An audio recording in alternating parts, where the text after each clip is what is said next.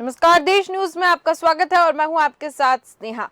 प्रधानमंत्री नरेंद्र मोदी ने संसद सुरक्षा चूक मामले पर विपक्ष को घेरा है। भाजपा संसदीय दल की बैठक में उन्होंने कहा है कि विपक्ष ने अपने स्थान पर बने रहने का मन बना लिया है। उन्होंने कहा कि जिन्होंने संसद की सुरक्षा में सेंध मारी है, कुछ दल एक तरह से उनके समर्थन में आवाज उठा रहे हैं।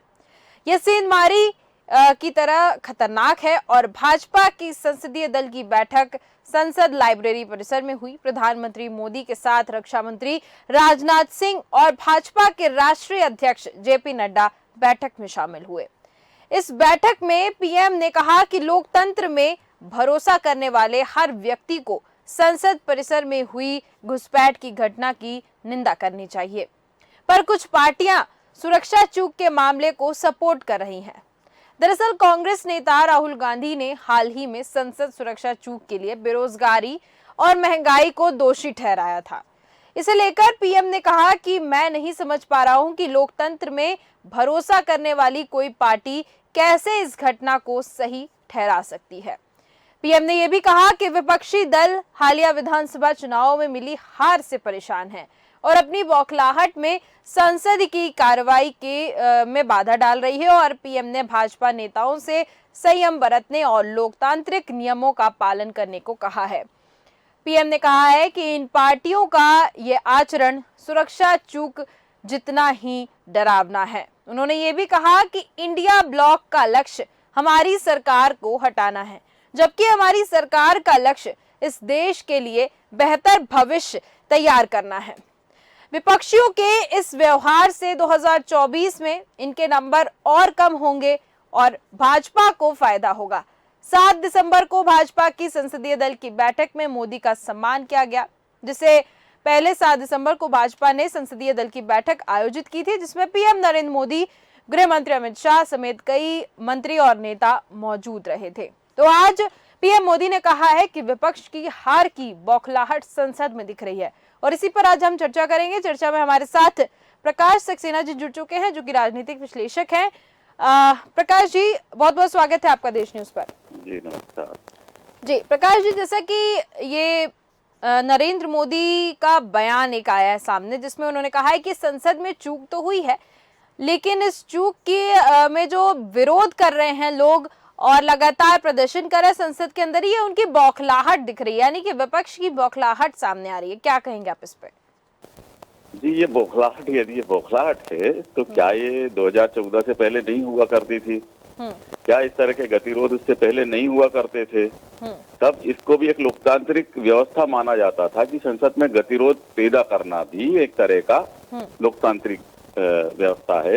ये स्वर्गीय सुषमा स्वराज जी और अरुण जेटली जी बोल चुके हैं इस तरह की चीजें। अब सवाल ये है कि संसद या विधानसभा ये होती किस लिए है? ये चर्चाओं के लिए होती है। कोई यदि गंभीर चूक हुई है तो वहाँ चर्चा होने देना चाहिए। तो चर्चाओं से परहेज क्यों किया जाता है, सवाल ये है। तो यदि चर्चा में यदि अवरोध पैदा किया जा रहा है तो चर्चा होना देना चाहिए, प्रदर्शन करने की नौबत आने नहीं देना चाहिए। पहली चीज तो ये है। कोई ऐसी अवैधानिक मांग कर रहे थे क्या वो सांसद जो थे, जो प्रदर्शन कर रहे थे? क्या कोई इलीगल कोई ऐसे बात थी जिसको वो बोलना चाह रहे थे? और सबसे बड़ी चीज कि जो संसदीय परंपरा में जो हमारे संविधान निर्माता थे, उन्होंने ये क्लास क्यों रखा कि संसद में कोई भी बात बोली जाती है तो उस पर कोई लीगल एक्शन नहीं लिया जा सकता? ये छूट क्यों, ये प्रिविलेज क्यों दिया गया था? ये इसलिए दिया गया था कि हमारे देश में विभिन्नताएं हैं। आदिवासी क्षेत्र भी हैं, पढ़े लिखे क्षेत्र भी है, कम पढ़े लिखे लोग भी होते हैं और प्रतिनिधि भी इसी तरह के आते थे। तो हो सकता है कि उनसे बोलचाल में कोई गड़बड़ी हो जाए तो वो अभिव्यक्ति की पूरी आजादी होती थी संसद में कि वो अपने क्षेत्र के बारे में या देश के बारे में खुल के वहाँ अभिव्यक्ति दे सके। इसलिए उनको प्रिविलेज दिया गया था कि उनको ये ना लगे किसी भी मान लो धोखे से कोई शब्द निकल गया तो उनका कोई केस रजिस्टर्ड नहीं हो सकता था। ये प्रिविलेज क्यों दिया गया था? ताकि वहाँ लोग अपने जनता की आवाज को खुल के वहाँ पर उठा सकें। फिर धीरे धीरे अब चूंकि उसका लाइव वो टेलीकास्ट होने लगा है, जी तो चूंकि लोगों पे असर ना पड़े इसलिए कुछ शब्दों को असंसदीय वगैरह करके जी वो हटाना भी चाहिए जो बहुत ज्यादा आपत्तिजनक शब्द हों। पर देखा जा रहा है कि उसकी आड़ में बहुत से शब्द ऐसे भी हटा दिए गए जिनकी जी। जरूरत नहीं थी। तो वो अभिव्यक्ति का मंच है, वहां पर अभिव्यक्ति की आजादी होना चाहिए। तो यदि परंपरा इसको आज वो बता रहे हैं, तो परंपरा 2014 से पहले भी थी, इस चीज का ध्यान रखना चाहिए। बिल्कुल बिल्कुल। प्रकाश जी, जैसे कि आपने कहा कि चर्चा होनी चाहिए और विरोध जैसी स्थिति नहीं बननी चाहिए। मोदी जी ने कहा है कि कुछ पार्टियां सपोर्ट करती हुई नजर आ रही हैं संसद में जो चूक हुई है। उन्होंने ऐसा इसलिए कहा कि कुछ दिनों पहले राहुल गांधी का एक बयान आया था, उसमें राहुल गांधी ने कहा कि बेरोजगारी की वजह से ऐसी जो चूक हुई है संसद में, वो उसका मुख्य अगर देखें तो बेरोजगारी है। इस पर आप क्या कहेंगे? ये वो भी हो सकता ना, वो भी एक सांसद हैं, वो भी अपना पक्ष रख सकते हैं। उनके नजरिए से उनको लगता है कि बेरोजगारी बहुत ज्यादा बढ़ी हुई है, जिसके कारण ये प्रदर्शन मतलब युवाओं ने किया है जी। अब आप देखिए उसी तरह का सेम केस मध्य प्रदेश में भी हुआ। एक जज की गाड़ी लेकर लोग उनके अपने कुलपति के प्राणों की रक्षा के लिए जज की गाड़ी छीन लेते हैं। तो उसके पीछे पूरी सरकार उतर आई जी। यदि वो कोई एक आम आदमी, आम युवा करता तो उसके साथ क्या हासिल होता। क्योंकि यहाँ पर वो आपका दल है, आपका एक संगठन है, तो पूरी सरकार बचाव में उठाई है। तो सवाल ये है कि चलिए वो छात्रों ने जो किया बहुत गलत किया है ना, वो राहुल गांधी ने चूंकि एक सांसद है वो बोल सकते हैं, उसमें आपत्तिजनक क्या है? क्या सांसद अपना पक्ष नहीं रख सकता? तो मोदी जी का कहना है कि ये सपोर्ट कर रहे हैं फिर संसद में जो चूक हुई है उसका। नहीं, सपोर्ट कैसे हो गया आप बताइए ना। चूक अधिकारी लेवल पे हुई कि वो घुस कैसे गए, आपके सांसद ने पास कैसे बना दिया, क्या वो उनको नहीं जानते थे? तो सबसे बड़ी चीज है कि क्या अनजान लोगों के भी सांसद पास बना दिया करते हैं? जी बिल्कुल। शुरुआत तो वहीं से हुई थी ना कि उनको पहले पास बना, फिर वो अंदर घुसे, फिर सिक्योरिटी लेवल पे चूक है, तो उस पर तो चर्चा होना चाहिए। अब ये चीज जरूर है कि उनके कनेक्शन की जांच वो सरकार का काम है जी। वो उनका क्या कनेक्शन है, किस संगठन से उनका कनेक्शन है, या वो वास्तव में बेरोजगार है। मैं ये नहीं, उनका पक्ष नहीं ले रहा हूँ कि वो उन्होंने जो किया सही किया गलत किया। हाँ। हो सकता है कि वो बहुत गलत किया जी। तो जांच एजेंसी और सरकार जांच करेगी। तो यही तो चर्चा होना चाहिए ना संसद में कि भाई चर्चा इसी बात पे होना चाहिए। तो आप चर्चा ना करा के एक पक्ष ही किसी को भी दोषी ठहरा दें जी, तो फिर संसदीय व्यवस्था का मतलब क्या रह गया?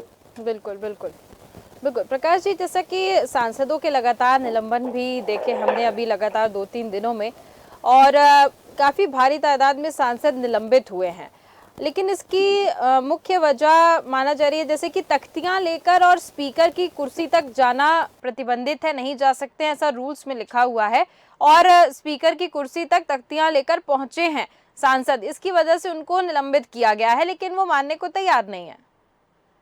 हाँ, ये देखिए, ये तो जो स्पीकर हैं जी, वो नियमों को बहुत अच्छे से जानते हैं। उन्होंने जो निर्णय दिया हुआ है वो उचित दिया होगा। इस पे में अपन टिप्पणी करने के लिए उसके लिए अपन वैलिड पर्सनैलिटी नहीं है कि हम उसके बारे में कोई टिप्पणी करें।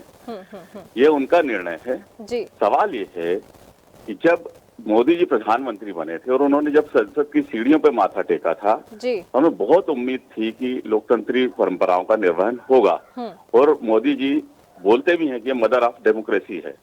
तो डेमोक्रेसी, आप चलिए इन सब चीजों को छोड़ दीजिए, आप रिकॉर्ड निकालिए कि इतने सालों में संसद कितने दिन चली, विधानसभाएं कितने दिन चली।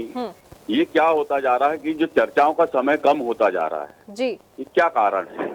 तो इस पे भी गौर करना चाहिए जी। और जो स्पीकर ने निर्णय लिया ये उनका विशेषाधिकार है, लेकिन ये विशेषाधिकार जो विधुड़ी जी ने संसद में अपनी मर्यादा दिखाई जी, क्या उसके खिलाफ नहीं होना चाहिए? तो एक निष्पक्षता दिखाई देना चाहिए, क्योंकि ये सिर्फ संसद को दिखाने के लिए आप नहीं कर रहे हैं, ये पूरे देश में इसका मैसेज जाता है, एक संदेश जाता है, तो जनता में एक स्वच्छ संदेश जाए, ये भी होना चाहिए। ये भी हमारे माननीय स्पीकर महोदय को पैसा देना चाहिए, उनका विशेष कार्यकाल, हम उस पर टिप्पणी नहीं कर सकते जी। प्रकाश जी, चर्चाएं होना बहुत जरूरी है जी, चर्चाएं होना बहुत जरूरी है, बिल्कुल सही कहा प्रकाश जी आपने। प्रकाश जी, जैसा कि संसद में जो चर्चा हो रही है, विरोध प्रदर्शन हो रहा है, उसी बीच एक और चीज निकल के आई। विपक्ष कह रहा है, जैसे कि मल्लिकार्जुन खड़गे ने कहा है कि मोदी सरकार लोकतंत्र पर हमला कर रही है और संसद पर हमला कर रही है। तो यहाँ पर देखने को ये मिल रहा है कि अब भारतीय जनता पार्टी की तरफ से, केंद्र की तरफ से भी ये सियासी गलियारों में ऐसी हलचल मची हुई है और सुनने में आ रहा है कि फिर वो लोग भी कह रहे हैं कि जब इमरजेंसी लगी हुई थी तब लोकतंत्र पर किसने हमला किया था। जी, इमरजेंसी लगी थी तो उसमें देखिए, अब इमरजेंसी के इतिहास में जाएंगे तो तब की स्थितियां, तब इस तरह का पूरा नेटवर्क नहीं होता था। आपात स्थितियां इसलिए लगी थी कि 72 में जो पाकिस्तान के 2 टुकड़े की थे, 74 में परमाणु परीक्षण हुआ था, है ना। बांग्लादेश के शरणार्थी बहुत थे, आर्थिक संकट भयानक था, महंगाई बढ़ी थी और वो भी एक आंदोलन से शुरुआत हुई थी, तब जाकर आपातकाल लगाया गया था देश में, है ना। तो तब ये बहाना, अपन ये क्यों उसके पीछे क्यों नहीं जाते कि साहब ऐसी स्थितियां देश के साथ रही थी, उसको भी आप जस्टिफाई कर सकते, पर हम लोकतांत्रिक व्यवस्था में हम आपातकाल को जस्टिफाई नहीं कर सकते। उस समय जो हुआ था बहुत गलत हुआ था। तो हम उसको उदाहरण कब तक देते रहेंगे? हमें तो अपनी उदाहरण प्रस्तुत करना ना कि हम एक डेमोक्रेसी हैं, एक जीवित डेमोक्रेसी हैं। हम इमरजेंसी कितने पुरानी बात हो गई, 75 की बात है ना, लगभग 50 साल होने को आ रहे हैं। तो क्या हम 50 साल तक उसी का रोना रोएंगे? कि हमें अपने आदर्श पेश करना चाहिए कि हम एक लोकतांत्रिक व्यवस्था है और हम जनता को लोकतंत्र आश्वस्त करेंगे। ये हमने कभी नहीं देखा था। जब किसान आंदोलन हुआ तो कीलें लगी हुई थी सड़कों पे, बौछारें पानी की, आप उनको आने तो देते, उनकी बात तो सुनते। कोई सरकार ने इतनी हठधर्मिता दिखाई थी कि बात भी नहीं करने लगी थी और पूरा हमला उन पे ऐसे होने लगा जैसे मानो कोई आतंकवादी है। तो शुरुआत ऐसे आप यदि प्रदर्शन की भी छूट नहीं देंगे, जैसे अभी सुनने में आया जेएनयू में भी शायद प्रदर्शनों पर रोक लगा दी गई है। ठीक है, कोई भी अराजक नहीं होना चाहिए आंदोलन, पर आंदोलन की छूट तो हमारे यहाँ आजादी की लड़ाई आंदोलनों से मिली है। अब हम यदि किसी को आंदोलन जीवी कहकर उसको अपने से अलग कर दें, मतलब पूरे देश से अलग करने का खेल करें, तो ये भी लोकतंत्र के खिलाफ है। प्रदर्शन की छूट होना चाहिए, उनकी जगह की व्यवस्था होना चाहिए, उनकी बात को सरकार को सुनना चाहिए। वो माने ना माने सरकार के ऊपर है, पर हमें डेमोक्रेटिक दिखना चाहिए। आजकल दिखावे तक से परहेज हो रहा है, इसलिए थोड़ी दिक्कत है एक नागरिक होने के नाते, है ना। क्योंकि हमारे लोकतांत्रिक जो मूल्य है वो ये व्यवस्थाएं जिंदा रखती हैं, लोकतांत्रिक परंपराएं जिंदा रखती हैं। तो ऐसा नहीं हो सकता कि जो परंपराएं पहले थी वो आज अराजक हो गई हैं। बिल्कुल ऐसा नहीं हो सकता। बिल्कुल। प्रकाश जी, एक और बात आज मोदी जी ने कही है कि इंडिया ब्लॉक का टारगेट है हमको हटाना, उस पर क्या? ये तो जब वो लोग सत्ता में थे तो क्या भाजपा या दूसरे जो इनके घटक दल थे उनके टारगेट पे वो लोग नहीं थे हटाने के लिए? उस समय तो कितने बड़े मूवमेंट हुए थे। आप देखिए निर्भया कांड पे कितनी भीड़ थी, आज कितने बड़े बड़े बलात्कार के केस, वो पहलवान धरना दे रहे, कोई साथ आने को तैयार नहीं। ऐसा क्या हो गया अचानक? आप अपना जन लोकपाल का आंदोलन देखिए, कितने लोग थे, क्या भीड़ थी, कहाँ से आती थी। आज के समय को देखकर लगता है कि वो लोग कहाँ गए वो लोग सब, अब तो कोई आंदोलन ही नहीं दिखते। तो सवाल ये है कि ये टारगेट तो सब भी थे, वो सरकार थी इनके टारगेट पे, तो ये विपक्ष क्यों नहीं लेंगे टारगेट पे? ये तो बातों को उठाएंगे ना, ये भी चाहेंगे हम सत्ता में आए, इन गलतियों को दूर करें। तो ये तो उनकी आपसी लड़ाई, ये राजनीतिक मसला है जिसमें हम आम जन का कोई रोल नहीं है। ये विपक्ष की भूमिका होती है कि वो सरकार के खिलाफ आवाज उठाए और जन आंदोलन वगैरह भी उनका अधिकार है, और ये तो एक नागरिक का भी अधिकार है, वो तो राजनीतिक दल है। यदि मेरे खिलाफ कोई अन्याय होता तो मेरे को भी छूट होना चाहिए कि मैं यदि मेरी सुनवाई नहीं हो रही तो कहीं प्रदर्शन कर पाऊं। तो ये एक लोकतांत्रिक परंपरा में बहुत आवश्यक अंग है, जिसको नकारा जा रहा है वो गलत है। जी, जैसा कि मैंने पहले भी कहा था कि मोदी जी ने कहा है कि ये हार की बौखलाहट है विपक्ष की, और विपक्ष उसी स्थान पर बने रहना चाहता है, यानी कि विपक्ष ही रहना चाहता है, इसीलिए ऐसी प्रतिक्रियाएं सामने लाता दिख रहा है विपक्ष।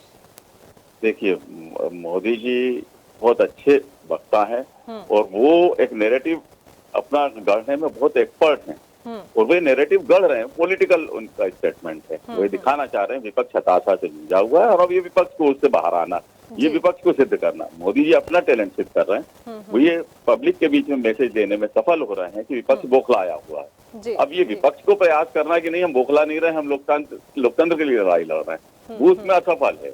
जी। ये इनका पॉलिटिकल स्टेटमेंट है ना। इस पे हम लोग नहीं कह सकते। हमें हमारा जो अवेयरनेस होना चाहिए हमारे लोकतांत्रिक परंपराओं को जी, क्योंकि हमें कोई व्यक्ति, कोई राजनीतिक दल, कोई नेता हमारे लिए ताकत नहीं होता है। आम नागरिक की ताकत व्यवस्था होती है। तो हर व्यक्ति को वहां बोलना चाहिए जहां व्यवस्थाओं को बंद किया जा रहा, जहां संस्थाओं को डंप किया जा रहा, मतलब इनएक्टिव किया जा रहा हो, या संस्थाएं पर पक्षपातपूर्ण होने से हमें बचाना चाहिए।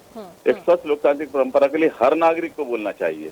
ये कहना कि विपक्ष बोल रहा है, ये राजनीतिक स्टेटमेंट है और मोदी जी अच्छे से बोल सकते हैं। ये बचाव करना विपक्ष का काम है कि वो इस चीज से अपने आप को बचाए।